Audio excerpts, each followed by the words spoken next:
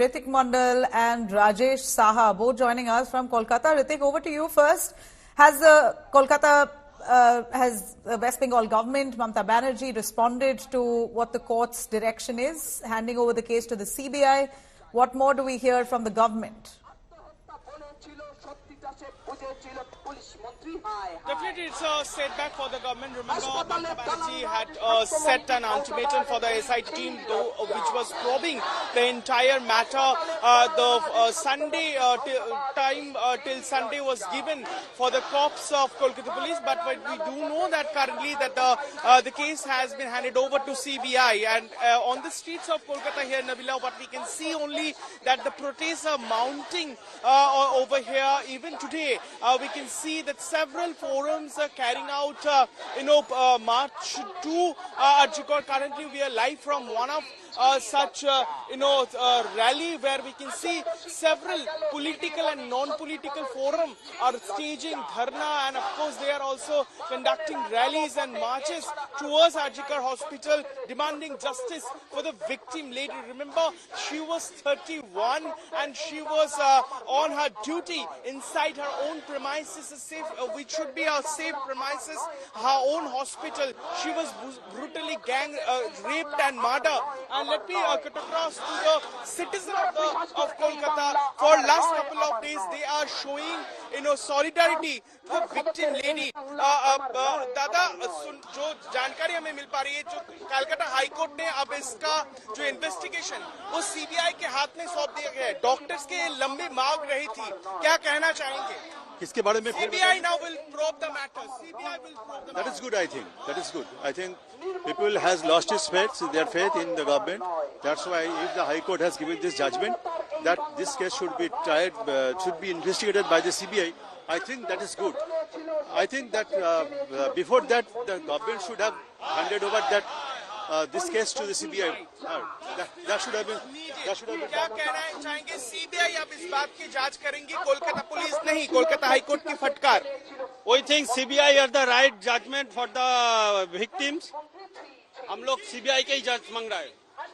It was not only the protesting doctors, junior doctors, and various patrons of medical fraternity. They were also raising demand for a thorough CBI late probe. But we can see that the other citizens of Kolkata, they are also echoing the same voice. Remember, there are several other demands are being raised by the students. Particularly, they wanted a CBI probe. They want the removal of officials related to Arjikor Hospital, and new slugfest had begun just after the principal Shondeep Ghosh, who has been shunted out, and then he has been appointed as the director of another medical college. That has also triggered outrages across the state-run hospital. So what we can see, let me cut across and let me show you what exactly happening. This entire stretch from Shambaja to Arjikor is chock-a-block with protesters, and they do not belong to medical fraternity. They are the citizen of the city. They are also raising voice, demanding justice for the victim doctor.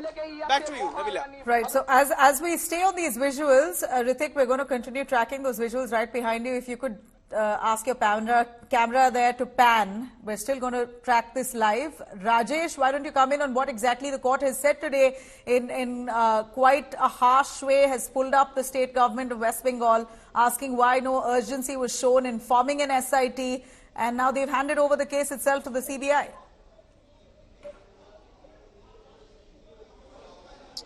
Well, exactly. This is really a big face loss for the state of West Bengal, for the Kolkata police, and of course for Arjikor Hospital, where the alleged crime has taken place and where the lady doctor was raped and murdered.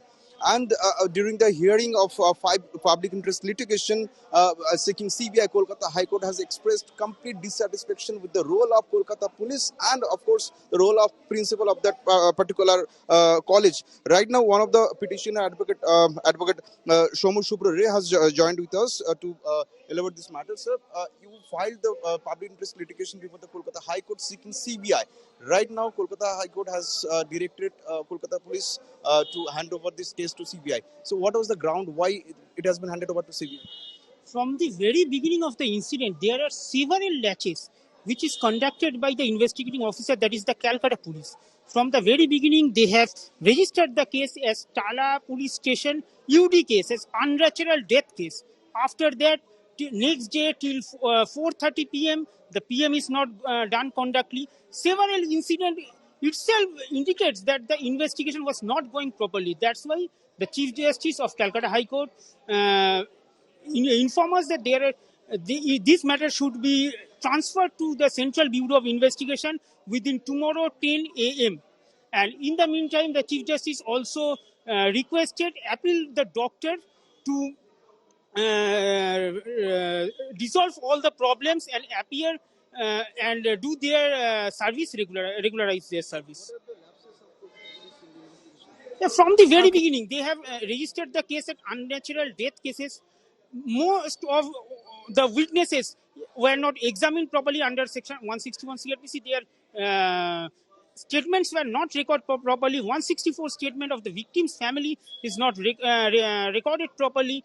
The PM is not conducted properly. Each and every stages, there are several latches which is conducted by these investigating officers of Calcutta Police.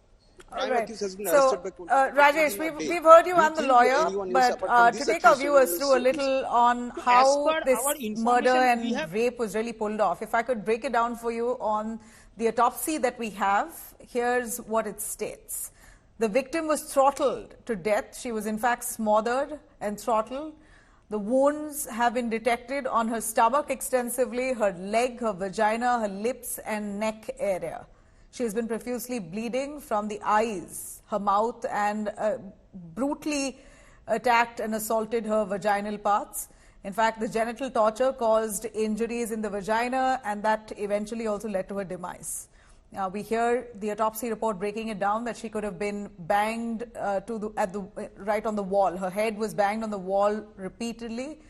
Deep nail marks on her body, and her neck cartilage has broken due to strangulation. This is what is suspected as per the autopsy report. Her right hand fingers were injured.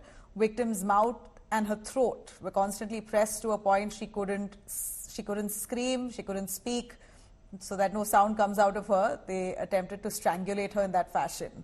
And the time of death has been confirmed to be anywhere between 3 a.m. to 5 a.m. and her hair clip was found near her vagina. Broken spectacle near her body that was found as well. Victim's jeans lying right next to her body. It's really tragic to see the way this lady was attacked. A 31-year-old doctor who was on duty working late shift was raped and eventually murdered by the man who now says and admits that I've done this crime, hang me to death.